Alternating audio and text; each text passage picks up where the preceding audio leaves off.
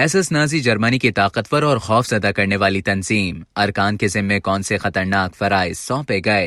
Hitler ने अपनी हुक्मरानी मुस्तहकम करने, मुखालिफिन को कुचलने और जुल्म बर्बरियत के जरिए दहशत फैलाने के लिए एक मुसल्लह ग्रुप तैयार किया था जिसे मुख्तसरन एसएस कहा जाता था। इस तंजीम का नाम शट्स्टफेल था, जिसका जर्मन जबान में मतलब अशराफिया के मुहाफिज है। 1925 में जब ये तंजीम कायम की गई थी, उसके अरकान एडोल्फ हिटलर के पर्सनल बॉडीगार्ड्स का फरीजा अंजाम दिया करते थे, लेकिन बाद में एसएस नाजी जर्मनी की सबसे ताकतवर और सबसे ज्यादा खौफजदा करने वाली तंजीम बन गई। हिटलर की तरह यहूदियों का कट्टर दुश्मन हेनरिच हिमलर 1929 में एसएस का सरबरा बना। जो लोग इस तंजीम में शामिल होना चाहते थे, उन्हें ये साबित करना पड़ता था कि उनके आबाओ अजदाद में से किसी में भी यहूदी खून शामिल नहीं है। उन लोगों को हिटलर से अंधी हकीकत और फौजी तरबियत के साथ ये बात भी जहन नशीन कराई जाती थी कि वो न सिर्फ नाजी पार्टी में बल्कि तमाम इंसानों में आला तरीन है। दूसरी जंग अजीम की इब्तिदा तक एसएस के अरकान की तादाद 2.5 लाख तक पहुंच चुकी थी। उनके जिम्मेदार खुफिया मालूमात की फराहमी, नाजी अकूबत खानों की निगरानी और यहूदियों की नस्ल कशी के फराइज भी अंजाम देते थे।